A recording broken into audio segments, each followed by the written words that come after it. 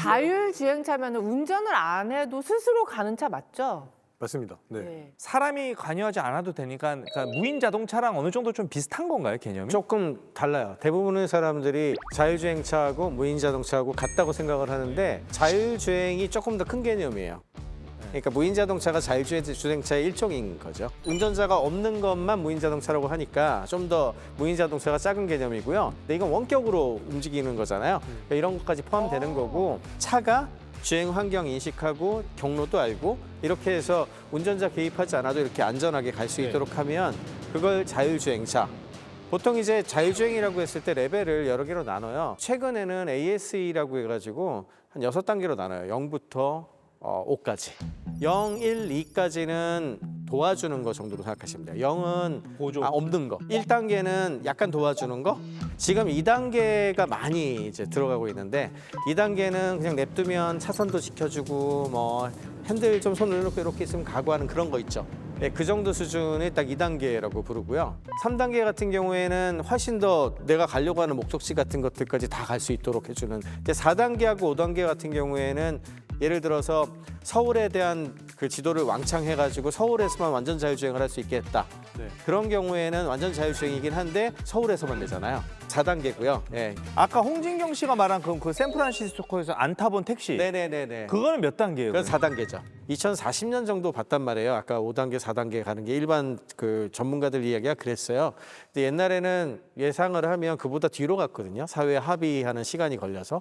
요즘은 더 빨라지는 경향이 있어서 어쩌면 생각보다 빨리 그런 식으로 될 수도 있지 않을까? I'm right here. Hello. 와, 차 천장 위에 저런 게 달려 있어요. 아니 멈출 때 브레이크 등 들어오고 저 처음에 탈 때 되게 기분 Thanks 이상해요. for picking me up. 나 무서울 것 같아. We'll do all the driving, so please don't touch 저게 이제 the 구땡 steering 회사 or pedals. 자회사인데 웨이브라고 하는 서비스거든요. We may use interior cameras. Bye, Wim. 저는 일단 차가 스스로 간다는 것 자체가 아직도 너무 신기하거든요. 그러니까 어떻게 차가 스스로 가는 거예요? 세 가지 단계라고 보시면 될 것 같고요. 자율주행 자동차가 이제 센서로 주변을 인식합니다. 그다음에 인식된 정보를 바탕으로 인공지능이 분석을 해서 이 제어 시스템을 통해서 이제 움직이도록 동력에 신호를 보내는 거죠. 그래서 보고, 생각하고, 행동하는 이 3단계로 구성되어 있습니다. 근데 그 사람이랑 그러면 그 로직은 비슷한 거 아니에요? 비슷하죠. 거의 비슷하죠. 근데 그래서 갑자기 끼어들 때도 갑자기 쓸 수 있는 기능도 당연히 있겠죠. 마찬가지로 다 똑같이. 우리가 운전할 때 주변을 잘 살피면서 운전하지 않습니까? 요 역할을 하는 게 센서입니다, 센서. 비전 센서라든지 뭐 레이더라든지 라이더 같은 장비들이 있어요.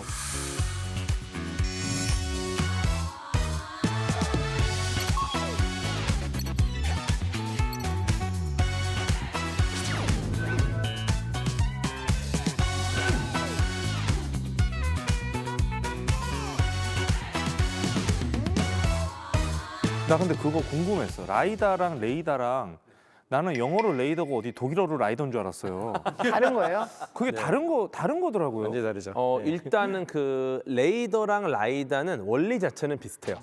전자기파를 쏴서 돌아오는 걸 보고서 이제 거리를 측정하는 건데 레이더 같은 경우는 라이다보다 훨씬 더 긴 파장을 이용하다 보니까 세밀하게 보지는 못해요. 거리를 잴 수 있으나. 근데 이제 라이다는 레이저를 이용하기 때문에 레이저를 사방에 쏴서 되돌아오는 빛을 분석해서 주변을 정말 3D로 그려주는 장치입니다. 그러니까 물체의 정확한 거리나 폭이나 높이를 잘 구분할 수 있고요. 사람이 하듯이 차 주변의 지형 지물을 다 파악하고 갑자기 지나가는 사람을 본다던가 여러 가지 뭐 이제 피해야 되는 것들, 다른 차량들 이런 정보를 다 얻는 거죠.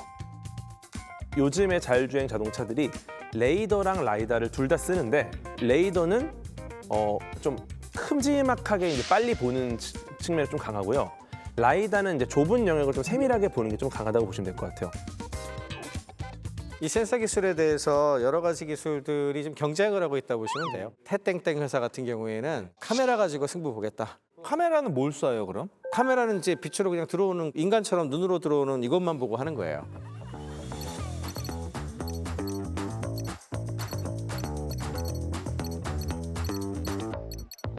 그러면 그냥 진짜 사람처럼 그렇죠. 여기 카메라 여러 개 가지고 하겠다. 이제 이게 태땡땡 회사가 하려고 하는 전략이고 카메라 좀 싸거든요. 그래서 비전 카메라를 통해 가지고 하는 그런 것도 선택을 하고 있고 라이다가 워낙 비쌌어요. 이게 뭐 5천만 원, 6천만 원, 1억까지 갔으니까 너무 비싸서 야 이렇게 비싼 장비까지는 필요 없다. 그래서 카메라를 그래서 이제 비전 센서 카메라와 이제 레이더만을 이용해서 이제 자율주행을 하려고 시도를 했었고 그런데 재밌는 건 이 라이다가 굉장히 가격이 떨어집니다. 맞아요. 가격이 네. 세졌어요. 오스틴 러셀이라는 분이 여기서 등장을 하는데 이분이 지금 그 제2의 일론 머스크라 불릴 정도로 자수성가한 부자기도 하고 굉장히 주목받는 이제 공학자. 어릴 때부터 워낙에 막 만드는 걸 좋아해요. 예를 들어 부모님한테 휴대폰을 뺏겼더니 닌땡땡의 게임기를 개조해가지고 휴대폰을 만들어서 쓸 정도로 네 정말 독특한 친구인데 대박이다.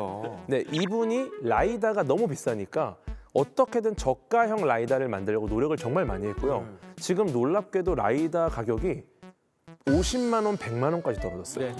1억 가까웠던 게.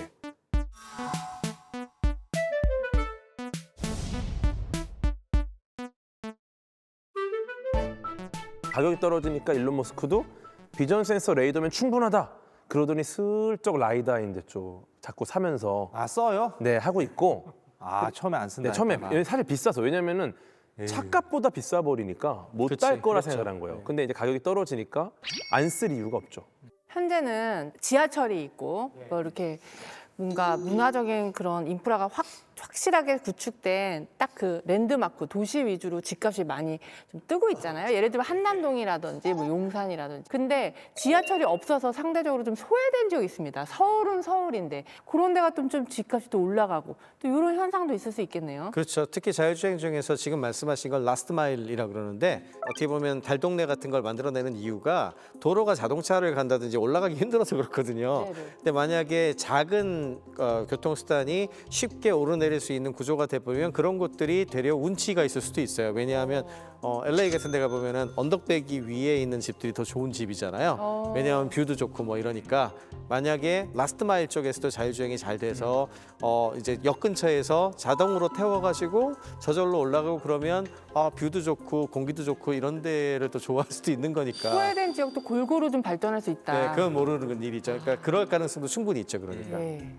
나는 그것도 편해질 것 같아. 난 차 가지고 가면 너무 가는 거 편한데 가서 주차하는 게 사실 전 좀 골칫거리거든요. 그런데 지가 알아서 이제 차가 움직이면 나는 목적지에 내리고 발렛 기사님 없이 지가 알아서 어디 주차장 알아서 찾아가겠네요. 그렇죠. 그렇겠죠. 여러 구상들 중에 그런 것들도 있죠.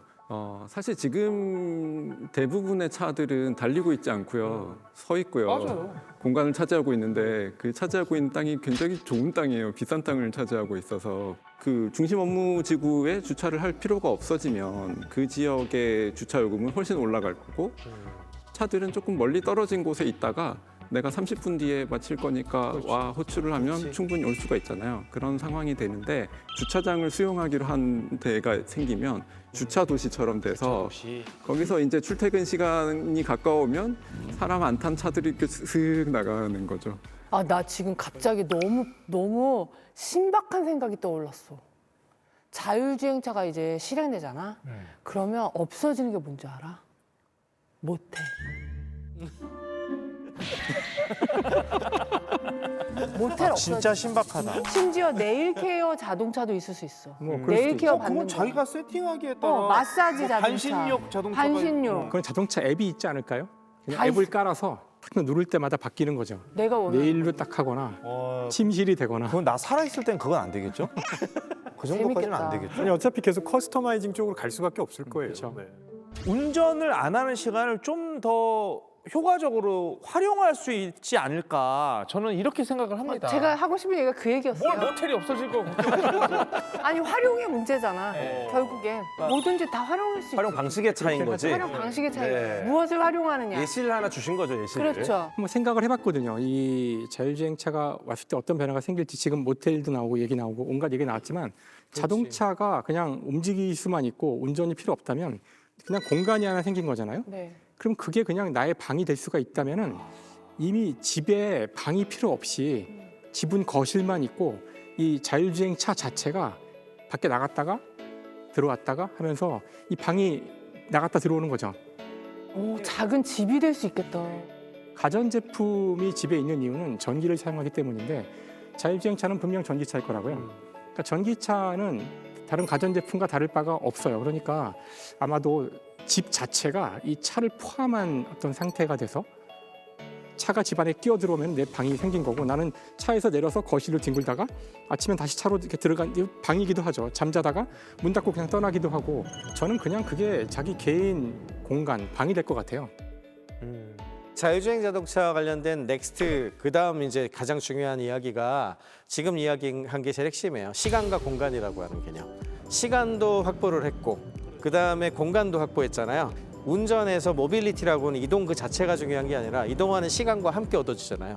그 안에서 무엇을 할 수 있을까? 거기서 쉬게 놔두지 않을 거예요. 사람들이 내가 출퇴근 시간에 여기서 여가를 2시간 동안 보냅니다라고 하면 노네? 하고 일을 주지 않을까? 사실 우리 공간 전체가 다 자율주행이고 이동 시간까지 다 자유롭다는 걸 알면은 이 극악한 자본주의는 어떤 상황이냐에 따라서 그게 오히려 지옥이 될 수도 있어요. 와, 그 짧은 순간에. 아, 뭐 짧은 순간이 아닐 수도 있죠. 그쵸. 뭐 장거리를 갈 수도 있으니까.